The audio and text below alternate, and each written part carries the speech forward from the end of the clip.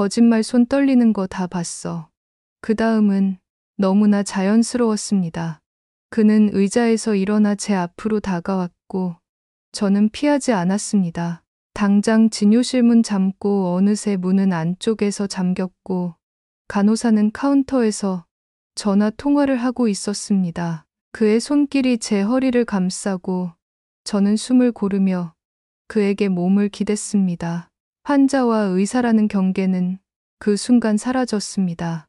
숨소리와 심장 박동만이 진료실을 가득 메웠습니다. 먼저 저는 그의 위에 앉아 입맞춤을 시작했습니다. 바로 그의 물건이 커지고 단단해지는 것을 느낄 수 있었습니다. 구독 버튼을 눌러주시면 매일 6시 어디서도 들을 수 없는 감동적인 사연들을 들려드릴게요. 서울의 한 병원 비뇨기과 진료실은 조용한 늦은 오후로 가득 찼습니다. 53살의 김정미 원장은 오늘도 평소처럼 차트를 넘기며 환자들을 맞았다. 오랜 시간 의사로 살았고 한때는 같은 길을 걷던 배우자와 함께 병원을 꾸려갔지만 그 삶은 언제부턴가 평행선처럼 나란히만 흐르다 조용히 멈추었다. 아이들이 각자의 길을 떠난 뒤 두 사람은 담담한 말 몇 마디와 도장 하나로 오래된 생활을 정리했다. 처음엔 자유가 선물처럼 느껴졌다. 늦잠을 자고 원할 때 운동하고 책을 펼치면 누구의 방해도 받지 않았다. 하지만 몇 달이 지나자 불 꺼진 집의 정적이 어둠보다 먼저 가슴으로 스며들었다. 혼자 먹는 늦은 저녁, 식탁 위 식기 소리가 방 안에만 되돌아왔다. 그 조용함은 하루의 피로를 덜어주지 못하고 오히려 마음 한쪽을 서늘하게 만들었다. 그녀는 의사로서 환자를 위로하는 법을 잘 알았지만 정작 자신의 빈자리를 어루만지는 법에는 서툴렀다. 그러던 어느 날 문이 열리며 한 남자가 들어섰다. 정미는 손끝이 아주 잠깐 멈추는 것을 스스로 느꼈다. 세월이 얼굴에 고요하게 내려앉았지만 눈매와 미소의 결은 분명했다. 고등학교 시절 먼 발치에서만 바라보던 첫사랑, 마음속 어딘가에 접어두고 잊었다고 생각했던 이름 없는 감정이 차트 위에 놓인 펜촉처럼 미세하게 떨렸다. 정미는 깊게 숨을 들이쉬고 전문적인 목소리로 증상을 물었다. 남자의 말투는 예전보다 낮고 침착했지만 오래전 운동장 공기의 온도와 겹치며 그녀의 귀에 차분히 스며들었다. 그녀는 차분히 검사를 권하고 진료 절차를 설명했다. 의사와 환자라는 명확한 경계선 위에서 그녀는 손놀림을 조금 더 천천히, 더 정확하게 움직였다. 검사 결과는 일주일 뒤 나온다며 다음 방문을 안내하는 순간 남자가 지은 짧은 미소가 비처럼 스쳐 지나갔다. 문이 닫히고 홀로 남은 진료실에서 정미는 잠시 창밖을 바라보았다. 환자 한 명의 기록으로 남을 만남이 이상하리만치 길게 마음속에 잔향을 남겼다. 일주일이라는 시간이 갑자기 다른 길이 된 듯 느리게 흘렀다. 그녀는 여느 때처럼 아침에 운동을 하고 낮에는 환자를 만나고 저녁이면 조용한 집으로 돌아왔다. 달라진 건 하루의 틈새마다 불현듯 떠오르는 한 장면, 문턱을 넘던 그의 발걸음, 의자에 앉을 때의 자세, 말끝에 남던 온기였다. 의사로서의 평정은 여전했지만 인간으로서의 기억은 조심스럽게 깨어나고 있었다. 그리고 그녀는 알았다. 오랫동안 잠들어 있던 어떤 설렘이 이름을 갖지 못한 채 조용히 되살아나고 있음을. 검사 결과를 기다리는 일주일은 참 길게 느껴졌다. 김정미 원장은 스스로를 의사로서 냉정히 다잡으려 했지만 하루하루 일상 틈새마다 그 남자의 얼굴이 불쑥 떠올랐다. 아침 운동을 하다가도 환자를 맞이하다가도 불 꺼진 집 식탁 앞에 앉을 때면 그날의 눈빛과 미소가 기억 속에서 잔잔히 흔들렸다. 그녀는 의사로서 환자를 대하는 평정심을 잃지 않으려 했지만 인간으로서 오래 묻어두었던 감정이 조심스럽게 깨어나는 것을 느꼈다. 마침내 결과를 설명할 날이 찾아왔다. 남자가 다시 문을 열고 들어서는 순간 정민은 가슴 한쪽이 은근히 조여오는 걸 느꼈다. 그녀는 차분히 차트를 넘기며 말했다. 검사 결과는 모두 정상이에요. 특별히 큰 문제는 없지만 생활 습관만 조금 조심하세요. 그는 고개를 끄덕이며 미소를 지었다. 40년 전 운동장에서 땀 흘리며 웃던 그 모습이 겹쳐 보였다. 진료는 끝났지만 마음은 쉽게 끝나지 않았다. 그가 돌아간 뒤에도 진료실 공기에는 묘한 여운이 남았다. 환자와 의사라는 분명한 경계선 위에서 그녀는 한동안 창밖을 바라보았다. 세월을 건너 되살아난 작은 떨림이 이제는 단순한 추억이 아니라 다시 현재 속으로 들어온 듯했다. 밤이 깊어 집으로 돌아왔을 때 정민은 불 꺼진 거실에서 한동안 불을 켜지 않았다. 고요 속에서 문득 깨달았다. 나이가 들어도 마음은 여전히 누군가를 그리워할 수 있다는 것. 그리고 그 그리움이 때론 삶에 새로운 색을 더할 수도 있다는 것을. 오랜만에 그녀의 가슴 속에는 미묘하지만 따뜻한 불씨가 살아나고 있었다. 일주일이 다시 흘러 또 다른 저녁 진료가 있던 날, 병원은 평소보다 이상하게 조용했다. 대기실 의자 몇 개가 비어 있었고 카운터에는 야간 간호사 한 명만이 조용히 전화를 받고 있었다. 정민은 차트를 정리하다가 문이 열리는 소리에 고개를 들었다. 순간 숨이 멈췄다. 다시 그 사람이었다. 아, 오셨네요. 그녀는 무심한 인사로 마음을 감췄지만 속으로는 반가움이 파도처럼 밀려왔다. 그는 의자에 앉으며 난처한 듯 웃었다. 원장님, 약을 먹은 것도 아닌데 이번에는 잘 반응하지 않네요. 담담하게 건넨 말이었지만 그 속에 담긴 뉘앙스는 충분히 전달되었다. 정민은 표정을 바꾸지 않으려 애쓰며 차트를 들여다보는 척했다. 아마 심리적인 요인일 겁니다. 긴장이나 피로가 영향을 줄 수 있으니까요. 그런데 그가 갑자기 물었다. 정말 몰랐어? 처음 봤을 때 나 못 알아봤어? 그의 눈빛에는 아쉬움과 오래된 설렘이 함께 스며 있었다. 정민은 잠시 숨을 고른 뒤 미소 지으며 대답했다. 긴가민가 했어. 오랜만이라. 짧지만 사실상 인정한 셈이었다. 그 순간 그의 손이 조심스레 그녀의 손등 위에 놓였다. 따뜻한 온기가 피부를 통해 스며들었다. 정민은 놀라 고개를 들었고 그의 목소리가 낮게 울렸다. 거짓말. 손 떨리는 거 다 봤어. 가슴이 세차게 뛰었다. 둘의 시선이 공중에서 딱 맞물렸다. 말은 없었지만 오래 눌러둔 감정이 눈빛 사이로 오갔다. 시간이 멈춘 듯한 침묵, 그리고 진료실 안의 고요. 정민은 의사와 환자라는 경계가 무너지는 순간을 느꼈다. 그저 서로의 눈빛 속에서 과거와 현재가 겹쳐지고 있었다. 그녀의 마음은 흔들렸지만 동시에 오랜만에 따뜻한 숨결 같은 위로가 스며드는 것을 느꼈다. 그 순간은 너무나 자연스러웠다. 그는 조용히 자리에서 일어나 정미에게 다가왔다. 그녀는 피하지 않았다. 진료실 문이 안쪽에서 잠겼고 간호사는 여전히 카운터에서 통화 중이었다. 둘 사이의 거리는 빠르게 좁혀졌다. 그의 손길이 허리를 스치자 정민은 잠시 숨을 고르며 몸을 기댔다. 환자와 의사라는 선명했던 경계선은 그 순간 완전히 사라졌다. 진료실 안은 숨소리와 심장 박동으로만 가득 찼다. 하지만 단순한 충동만은 아니었다. 마주한 눈빛 속에는 40년 동안 말하지 못한 이야기와 놓쳐버린 시간에 대한 아쉬움이 함께 담겨 있었다. 그녀는 떨리는 마음으로 그를 바라보며 스스로에게 물었다. 정말 이렇게까지 해도 되는 걸까? 그러나 같은 순간 또 다른 목소리가 속삭였다. 이 나이에 다시 이런 떨림을 느낄 수 있다는 것 자체가 선물 아닐까? 짧은 입맞춤이 이어졌고 오래 참아왔던 감정이 마치 작은 불씨가 번져가듯 가슴 속에서 퍼졌다. 그러나 곧 현실이 그녀를 붙잡았다. 정민은 급히 숨을 고르며 옷매무새를 다듬었다. 낮고 차분한 목소리로 말했다.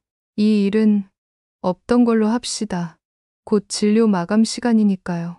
그는 잠시 미소를 지었지만 아무 말 하지 않았다. 조용히 문을 열고 나갔다.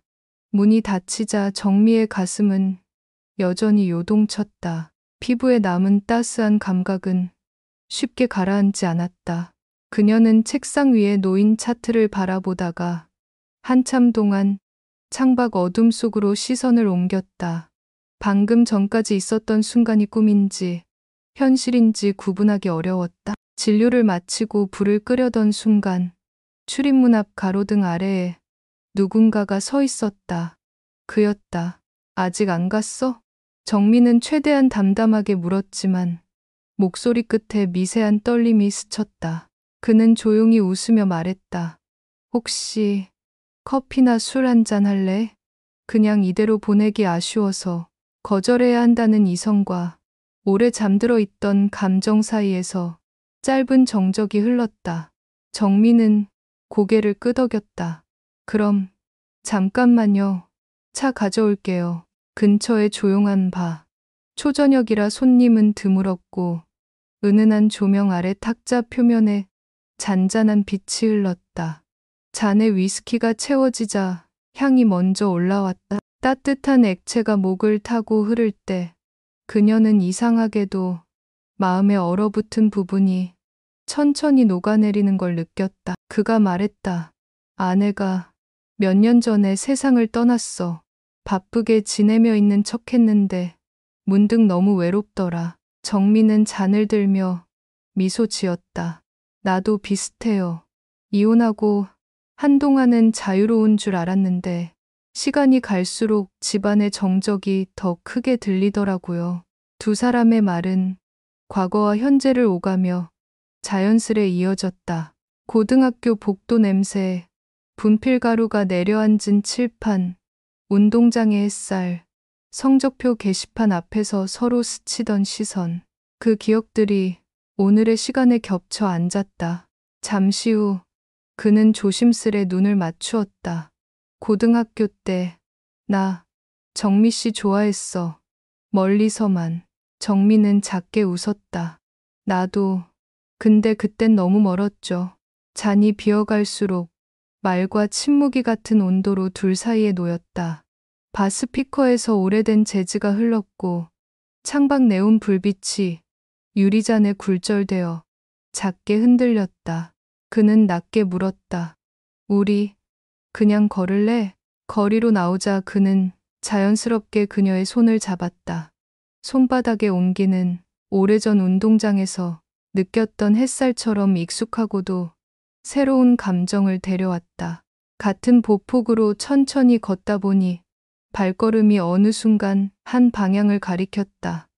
모퉁이를 돌자 작은 모텔 간판 불빛이 조용히 깜박였다. 정민은 잠시 멈춰 숨을 고르고 그의 손을 더 단단히 잡았다. 수많은 생각이 머릿속을 스쳤지만 결론은 간단했다. 나이가 들었다는 사실이 마음의 떨림을 무효로 만들지는 않는다는 것. 문이 닫히는 소리가 조용히 울렸다. 그 다음의 시간은 충동이 아니라 안부에 가까웠다. 우리가 여전히 살아있고 누군가를 따뜻하게 품을 수 있다는 확인. 서로의 숨이 가라앉을 때까지 두 사람은 긴 세월이 만든 침묵을 천천히 쓰다듬었다. 새벽빛이 커튼 틈으로 비집고 들어왔다. 숨이 고요해진 방 안에서 정민은 잠시 눈을 감았다가 떴다. 어제의 시간은 불꽃처럼 뜨거웠지만 막상 새벽 공기 속에서는 이상하리만큼 잔잔하게 가라앉아 있었다. 곁에 누운 정환의 어깨 위로 이불이 반쯤 흘러내려 있었다. 고요하고 편안한 얼굴. 정민은 그 모습을 오래 바라보다가 천천히 앉아 허리를 곧게 세웠다. 마음 한가운데 작은 파문이 번졌다. 이건 정말로 내 삶에서 어떻게 기억되어야 할까? 세면대에 차가운 물이 손등을 타고 흘러내렸다. 거울 속 그녀의 얼굴은 낯설지 않았지만 분명 어제와는 달랐다. 오랫동안 닫아두었던 마음의 문이 조금 열려 있었고 안쪽에서 미지근한 온기가 새어나왔다. 그러나 동시에 의사로서 지켜야 할 경계가 무겁게 어깨를 눌렀다. 대학 시절 윤리학 수업에서 들었던 한 문장이 떠올랐다. 상대의 취약함을 마주할 때 당신은 더 높은 기준으로 자신을 지켜야 한다. 환자와 의사라는 5글자가 선명히 마음판에 새겨졌다. 책상 서랍에서 작은 메모지와 펜을 꺼냈다. 단어를 고르는 사이 종이 위에는 짧은 한 줄이 남았다. 어릴 적 못다한 마음. 어제 잠시 빌려 이루었습니다. 설렘을 고맙게 간직할게요. 아름답게 여기서 마칩시다. 글씨 끝이 미세하게 떨려 있었다. 그녀는 종이를 반으로 접어 정환의 휴대전화 옆에 가지런히 두었다. 마지막으로 그의 얼굴을 바라보며 아주 작은 목소리로 인사를 건넸다. 잘 지내요. 복도는 아직 어둑했고 프런트의 종이 다그락거렸다. 바깥 공기는 생각보다 선선했다. 차 문을 열기 전 그녀는 잠시 하늘을 올려다보았다. 하늘빛이 조금씩 밝아졌다. 이건 도망이 아니라 선택이야. 스스로에게 그렇게 말하고 시동을 걸었다. 라디오에서 흐르는 진행자의 인사말이 유리창 사이로 퍼졌다. 도심의 신호등이 녹색으로 바뀌었다. 그날 이후 그는 병원 문을 다시 열지 않았다. 예약 목록 어디에서도 이름을 찾을 수 없었다. 며칠은 잘된 일이라며 스스로를 달랬다. 그런데 이상하게도 거울 앞에 설 때 표정이 조금 달라져 있었다. 무심히 묶던 머리를 단정히 빗고 오래 넣어두었던 립스틱을 조심스레 발랐다. 환자에게 건네는 미소가 한 박자 길어졌고 퇴근 후엔 친구에게 먼저 안부 전화를 걸었다. 혼자라는 사실은 변하지 않았지만 그 혼자 속에서 스스로를 돌보는 마음은 이전보다 단단해졌다. 정민은 알았다. 어제의 일은 실수이자 선물이었고 위험이자 성찰이었다는 것을. 무엇보다 나이가 들었다고 해서 마음이 늙는 건 아니라는 것을. 언젠가 그가 다시 나타난다면 그녀는 아마도 이렇게 말할 수 있을 것이다. 잘 지냈어요? 그리고 그 말만으로도 충분할지 모른다고. 며칠이 더 지나던 어느 날 접수대 위로 작은 꽃다발이 배달되었다. 포장지는 담백했고 안쪽에는 이름 없는 카드 한 장이 끼워져 있었다. 고마웠어. 그날 이후 많이 생각했고 덕분에 내 삶을 다시 들여다보게 되었어. 정민은 오래 카드 끝을 만지작거리다가 조용히 서랍에 넣었다. 전화번호도 발신 표시도 없었다. 확인할 길이 없다는 사실이 오히려 그녀를 안도하게 했다. 궁금함과 그리움이 반으로 갈라지듯 고요하게 가라앉았다. 그 주말 그녀는 학회 윤리 세미나에 참석했다. 강단의 교수는 차분한 목소리로 말했다. 경계는 냉정함이 아니라 책임입니다. 그러나 그 경계가 인간다움까지 지워서는 안 됩니다. 정민은 노트 여백에 이렇게 적었다. 스스로를 지키되 마음을 닫지 말 것. 돌아오는 길, 그녀는 병원 운영 수칙을 몇 가지 손보았다. 야간 단독 진료는 가급적 피하고 상담이 길어질 경우 반드시 문을 반쯤 열어두며 민감한 검사에는 간호사가 동석하도록 했다. 규정은 더 단단해졌고 진료실 분위기는 오히려 더 따뜻해졌다. 작은 변화들이 일상에 스며들었다. 대기실 조명을 한 톤 낮추고 오래된 잡지 대신 지역 도서관에서 빌린 시집을 꽂았다. 퇴근 후에는 동네 도서관의 수요 독서 모임에 나갔다. 처음엔 어색했지만 사람들은 의외로 쉽게 마음을 내어주었다. 60대의 이발소 사장, 손주 얘기를 즐겨하는 할머니, 늦깎이 대학원생, 각자의 고단함을 나누면서도 서로의 삶의 감탄과 웃음을 보탰다. 집으로 돌아오는 길에 그녀는 한강변을 천천히 걸었다. 바람이 세지 않은 밤, 강물 위에 도시의 불빛이 길게 흔들렸다. 어느 순간 그녀는 깨달았다. 그와의 이야기는 끝이 아니라 시작이었다는 것을. 누군가를 뜨겁게 사랑했다는 기억은 누군가를 더 따뜻하게 대하는 힘으로 변할 수 있다는 것을. 그리움은 날마다 줄어들었다기보다 모양을 바꾸어 자리 잡았다. 진료실에서 환자의 어깨에 놓는 손길이 조금 더 섬세해졌고 혼자 먹는 저녁 식탁에선 국을 한 번 더 데웠다. 스스로를 돌보는 일이 타인을 돌보는 일과 다르지 않다는 사실이 이 나이에야 비로소 선명해졌다. 가끔은 문득 그가 떠올랐다. 가로등 아래에서 웃던 얼굴, 유리잔에 비친 조용한 눈빛. 그러나 이제 그 기억은 그녀를 흔들지 않았다. 마음속 어디선가 작은 등불처럼 길을 잃지 않게 밝혀줄 뿐이었다. 정민은 서랍에서 꽃다발 카드만 꺼내 다시 읽었다. 그리고 미소를 지었다. 잘 지내요. 그 말은 이번엔 그에게가 아니라 어제의 자신에게 건네는 인사처럼 들렸다. 비가 오던 평일 오후, 병원은 유난히 한산했다.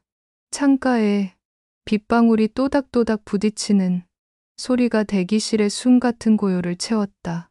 정민은 접수대 화분에 먼지를 털고 난 뒤 작은 카드를 꺼내 한 번 더 읽었다. 고마웠어. 덕분에 내 삶을 다시 들여다보게 되었어. 발신 표시 없는 그 카드. 그녀는 그것을 다시 시집 속에 끼워두고 마음속으로만 대답했다. 응, 나도 그래. 나도 내 삶을 다시 본다. 그날 마지막 진료를 마칠 즈음 레지던트 시절 제자를 맡았던 후배 의사가 들렀다. 원장님, 윤리 세미나에서 하신 말씀. 경계는 냉정함이 아니라 책임이다. 그 말이 마음에 남았어요. 후배는 최근 겪은 어려운 상담을 털어놓았다. 환자가 외로움과 불안을 내밀며 치료 외적인 기대를 섞어올 때 어떻게 해야 하는지 묻는 말이었다. 정민은 잠시 생각하더니 차분히 말했다. 먼저 그분이 외로움을 말할 수 있는 안전한 사람을 만났다는 사실을 존중해줘. 다만 치료의 언어로 번역해서 돌려줘야 해. 우리는 치료를 통해 당신의 삶을 지지한다고. 그리고 네 마음을 과로시키지 않도록 진료의 구조를 바르게 세워. 후배는 안도한 얼굴로 고개를 끄덕였다. 누군가의 흔들림을 다잡아주는 일. 예전보다 그녀의 목소리는 더 부드러웠다. 퇴근길, 비가 약해진 골목을 천천히 걸었다. 편의점 불빛 아래에서 우산을 접는 순간 그녀는 문득 오래된 습관이 떠올랐다. 오늘의 작은 기쁨 한 가지. 집에 돌아오면 따뜻한 차를 내리고 창틀에 작은 꽃 한 송이를 꽂아두는 것. 그렇게 단정한 의식을 반복하면 텅 빈 거실의 공기도 덜 차갑게 느껴졌다. 식탁에 앉아 노트를 펼쳤다. 잘 지내요? 누군가에게 보내는 인사처럼 적었다. 그러나 문장을 끝내지 않은 채 그녀는 마지막 단어 옆에 작게 점을 찍었다. 그 인사는 사실 정환에게가 아니라 거울 속 자신에게 건네는 말에 가까웠다. 주말에는 독서 모임에서 돌아오는 길에 작은 사진전을 보았다. 전시의 제목은 늦게 도착한 봄.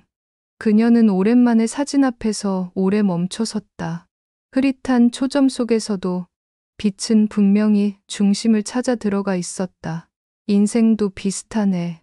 또렷하지 않은 날들 사이로도 빛은 방향을 잃지 않는다.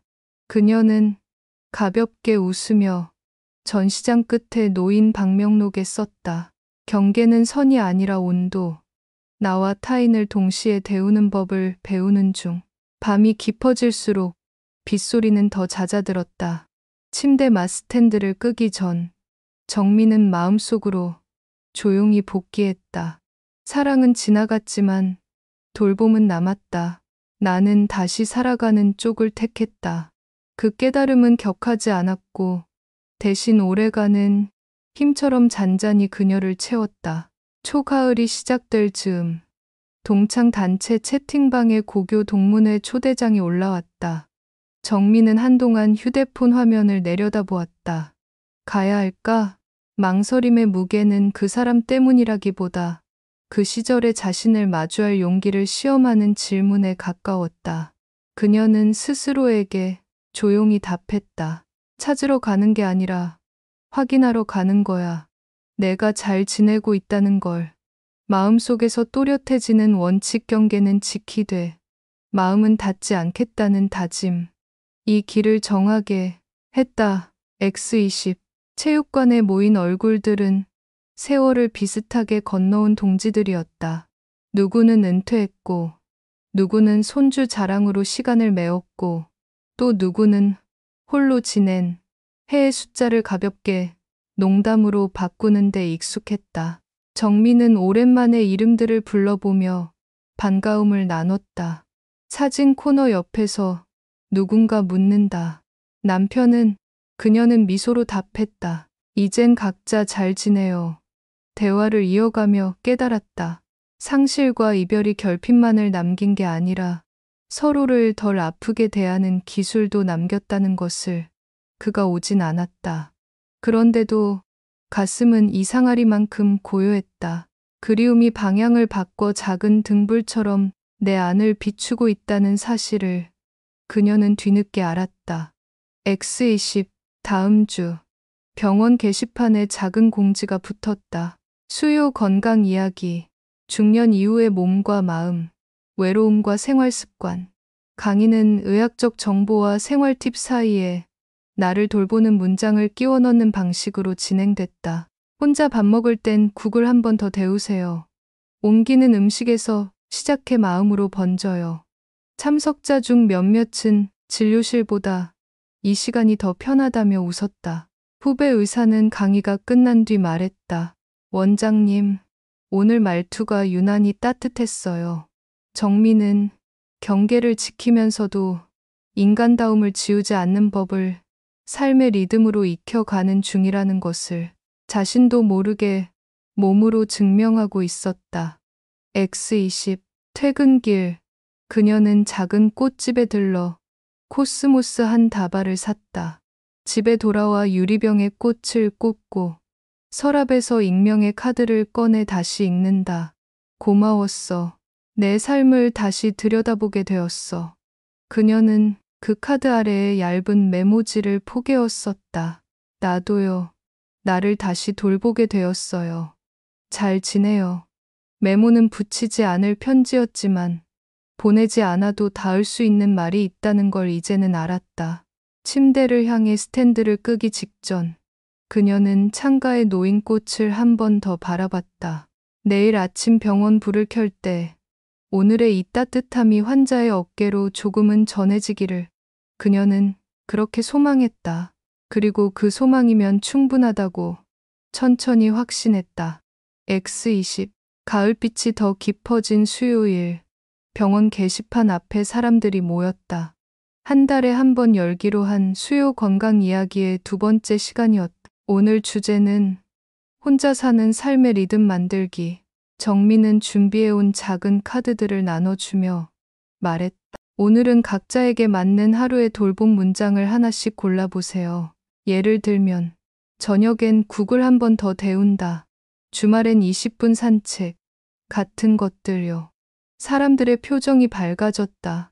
손에 쥔 카드 한 장이 그들의 저녁 시간을 조금 덜 차갑게 만들어줄 거라고 믿었다. 강의가 끝난 뒤 70대 초반의 남성이 조심스레 다가왔다.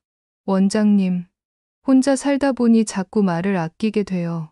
괜히 민폐 같아서. 정민은 고개를 끄덕였다. 그럴수록 작은 인사를 만들면 좋아요. 잘 지내세요? 같은 말. 때로는 그 말이 스스로에게도 들리거든요. 남자는 웃으며 답했다. 잘 지내세요, 원장님.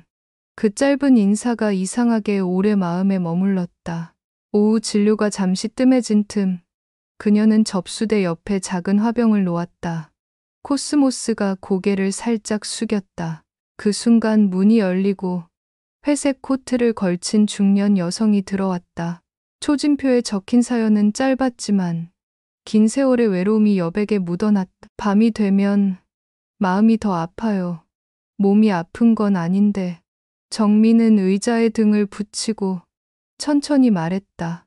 우리 몸은 외로움을 몸살처럼 앓을 때가 있어요. 약만으로는 다 나아지지 않지요. 그래서 생활의 구조가 필요해요. 그녀는 카드 한 장을 건넸다. 잠들기 전 창문을 조금 열고 바람을 듣는다. 환자는 그 문장을 오래 바라보다 고개를 끄덕였다. 해볼게요.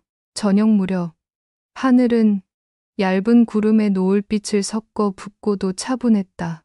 정민은 병원 불을 끄려다 말고 잠시 창가에 섰다. 나는 지금 잘 지내는 중일까? 스스로에게 던진 질문은 예전 같으면 막막했겠지만 이제는 조용한 확신이 뒤따랐다. 완벽하진 않아도 매일 조금씩 나아지는 감각, 그것이면 충분했다. 문을 닫고 나오는 길. 병원 앞 횡단보도 건너편에서 회색 코트를 입은 남자가 서 있었다. 순간 가슴이 짧게 떨렸다. 혹시, 그러나 신호가 바뀌고 사람들이 움직이자 그는 다른 방향으로 걸어갔다. 뒷모습이 사라지는 동안 그녀는 이상하리만큼 평온했다. 붙잡지 않아도 괜찮았다. 이미 마음속에서 가장 중요한 문장은 완성되어 있었으니까. 잘 지내요. 그 문장은 더 이상 누군가에게 전하는 부탁이 아니라 자신에게 건네는 약속이 되었다. 집에 돌아와 창문을 조금 열었다. 바람이 커튼을 건드리고 먼 데서 개 짖는 소리가 작게 겹쳤다. 그녀는 노트 첫 줄에 적었다. 경계는 선이 아니라 온도 나와 타인을 동시에 데우는 법을 배운다. 그리고 그 아래에 한 줄을 더 보탰다. 나는 오늘도 잘 지내는 연습을 했다. 펜 끝에서 점 하나가 찍히는 소리가 작게 울렸다. 그 소리는 다시 살아가겠다는 의지의 박동처럼 귓가에 남았다. 가을의 끝자락. 아침 공기에는 서늘한 금속성의 냄새가 배어 있었다. 정민은 출근길에 작은 빵집에서 통밀빵을 하나 사들고 병원 문을 열기 전 깊게 숨을 들이마셨다. 지난달부터 붙여둔 게시문 곁에 새 카드를 덧붙였다. 나를 돌보는 문장, 늦게 도착한 봄도 봄이다. 문장을 붙이고 나니 마음이 이상하게 단정해졌다. 계절이 바뀌듯 자신의 속도도 바뀌고 있다는 조용한 확신이 들었다. 그 주 수요일 건강 이야기. 세 번째 시간의 주제는 관계의 거리두기와 연결하기였다. 그녀는 칠판에 두 개의 원을 그려 겹치는 부분을 손가락으로 톡톡 두드렸다. 여기가 우리가 머물 곳입니다. 너무 멀어도 너무 가까워도 아파지니까요. 참석자들은 각자 상황을 나누었다.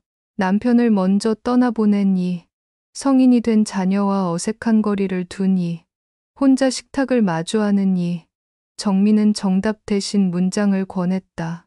오늘은 나에게 먼저 안부를 묻는다를 같이 해볼까요? 말이 끝나자 방 안의 공기가 한 톤 낮아지고